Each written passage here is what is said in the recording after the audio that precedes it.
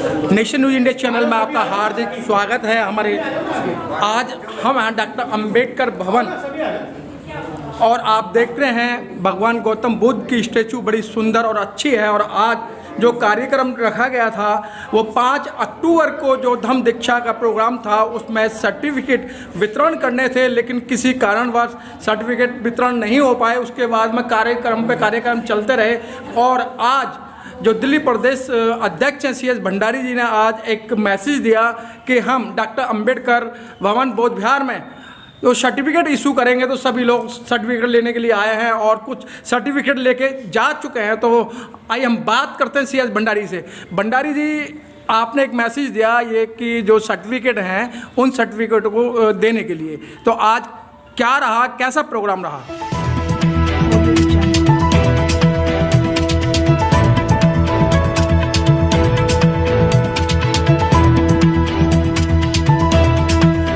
पर जो भी वक्ता ने कहा वो उसकी अपनी राय है जिसकी पुष्टि नेशन न्यूज़ इंडिया नहीं करता। धन्यवाद। सभी को जय भीम, नमो बुद्धाय। देखिए 5 अक्टूबर को दीक्षा दिवस वाले दिन इतना बड़ा हंजूम था और उसमें सब लोगों ने फार्म भरे थे। कुछ लोगों के फार्म ही रह गए थे, सर्टिफिकेट प्रमाण पत्र उनको नहीं मिल पाया था दीक्षा का, तो हमने डेट फिक्स करके आज बांटे थे। तो आज काफ़ी संख्या में सोनीपत से, गुड़गांव से, गाजियाबाद से, साहिबाबाद से, अरे सर मोबाइल बंद कर लो। काफ़ी लोग जो है दूर दूर से, अपने दिल्ली के तो थे ही थे, साउथ से काफ़ी लोग यहाँ आए और सभी ने जो है वो फार्म जिनके रह गए थे वो लिए।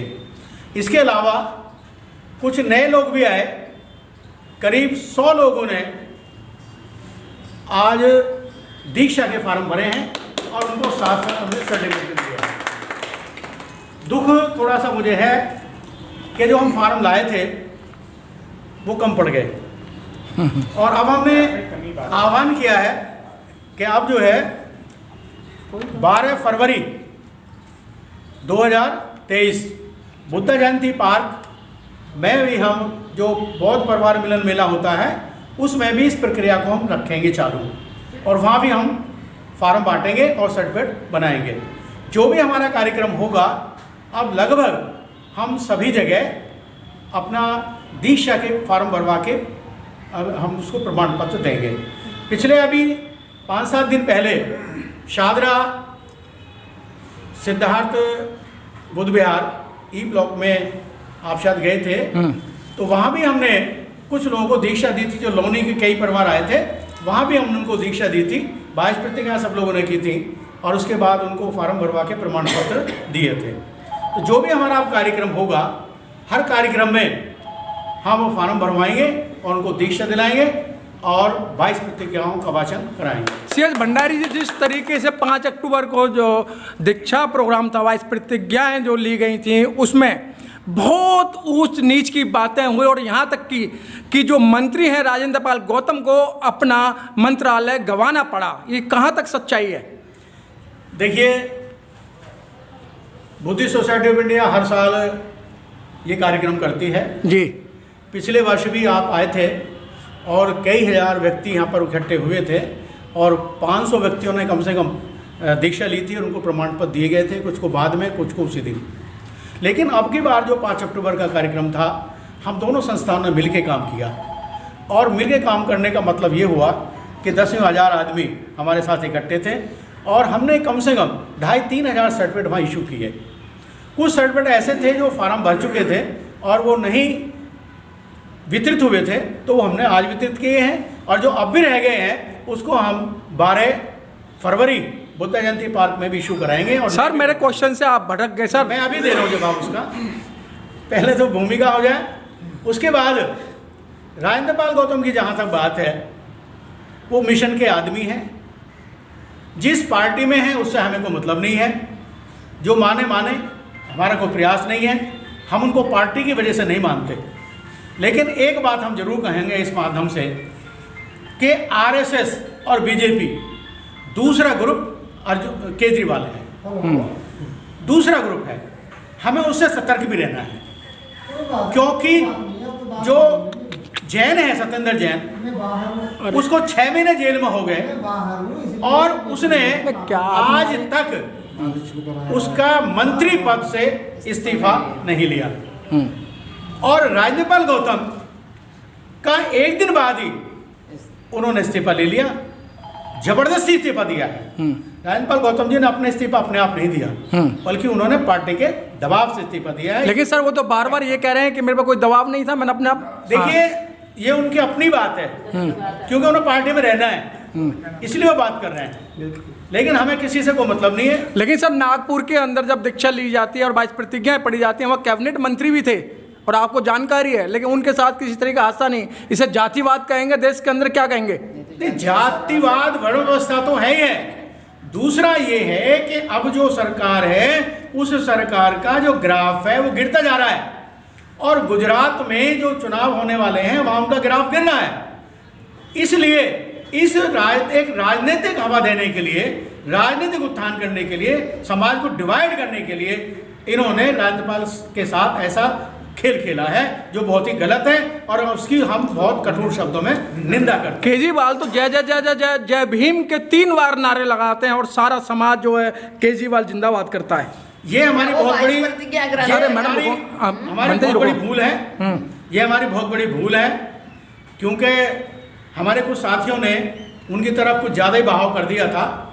लेकिन अब जिस दिन से 2 कारण मैं आपको बताऊंगा जिसका बहुत महत्वपूर्ण, जिसका बहुत हमें ध्यान देना है। सबसे पहला तो ये है कि राज्यपाल गौतम से ज़बरदस्ती इस्तीफा लिया। दूसरा सबसे बड़ा कारण ये है कि उसने घोषणा की बीजेपी सरकार से कि जो भारत की करेंसी है उस भारत की करेंसी पर सरस्वती का और गणेश का फोटो होना चाहिए, जबकि ये बुद्धिस्टों के या अम्बेडकरवादियों के बिल्कुल खिलाफ है। तो अब भी अगर अम्बेडकरवादी बुद्धिस्ट की खोपड़ी में, दिमाग में ये बात नहीं बैठती तो इससे ज़्यादा बुरा समय कभी नहीं आएगा। सर स्टार समय लेना चाहिए। सर स्टार प्रचारक भी बनाया था राजेंद्र गौतम जी को, फिर उसके बाद में बीजेपी ने एक पिंच मारी और वो स्टार प्रचारक से भी हटा दिए गए। लेकिन आज भी राजेंद्र जी कहते हैं मेरा नेता केजरीवाल। मैंने अभी बताया, जो व्यक्ति किसी राजनीतिक पार्टी से जुड़ा हुआ है उस व्यक्ति को आप स्वतंत्र दिमाग का मत मानिए। वो कहीं ना कहीं उस पार्टी से जुड़ा है, उस पार्टी का मानसिक गुलाम है, और वो मानसिक गुलामियत है उसकी, और वो उनके खिलाफ बोल नहीं सकता। अगर बाबा साहब अपने मंत्री पद से इस्तीफा दे सकते हैं तो इन्हें भी पार्टी से, अगर वास्तव में बाबा साहब के साथ चलना है तो इसे इस्तीफा दे देना चाहिए था, एमएलए से भी इस्तीफा दे देना चाहिए था। और या कोई भी कुछ भी कहता, इन्हें मंत्री पद से इस्तीफा नहीं देना चाहिए था। ये अपने आप हटाते तो इनके लिए बहुत बड़ी आसमान छूने वाली बात होती है। राइटिंग में कर देते, राइटिंग में ये नहीं देते इस्तीफा।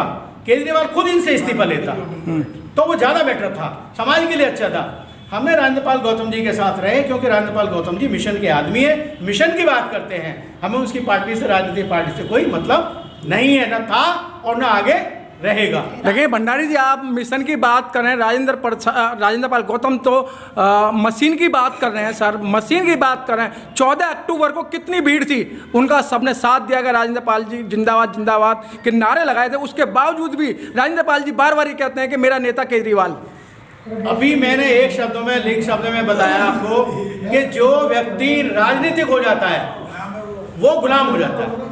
वो अपने दिमाग से, अगर उसे पार्टी से लगाव रखना है तो वो पार्टी के खिलाफ बोल नहीं सकता।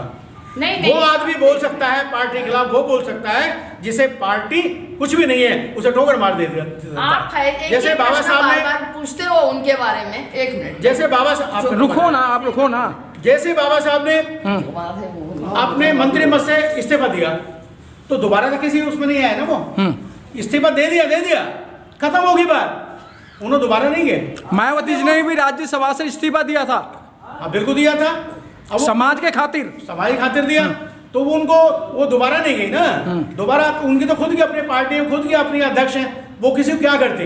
लेकिन फिर भी उन्होंने कम से कम राज्यसभा से इस्तीफा दिया तो सही उन्होंने इस्तीफा। वो हमारे समाज के लिए वो भी बहुत अच्छी एक संकेत है। हमारे धार्मिकता की बात है, समाज की बात है। राजेंद्र गौतम अच्छे धार्मिक हैं, अच्छे सामाजिक हैं, लेकिन जहां राजनीति की बात है वो पार्टी से बंधे हुए हैं या पार्टी के गुलाम हैं, कुछ भी शब्द यूज़ कर सकते हैं आप उसको। वो पार्टी से हट नहीं सकते, पार्टी की लीक पे चलेंगे अगर उन्हें पार्टी में रहना है। दो चीज़ सामने है, एक राजनीतिक स्तंभ अलग है और दूसरा धार्मिक अलग है। एक कभी भी ऐसा नहीं हुआ कि दोनों चीज़ मिल जाए, कभी मिल नहीं सकती। जो आदमी धर्म की बात करता है, धार्मिक की बात करता है, वह सफल हो जाता है, लेकिन वही व्यक्ति राजनीति में सफल नहीं होगा, या 100% नहीं।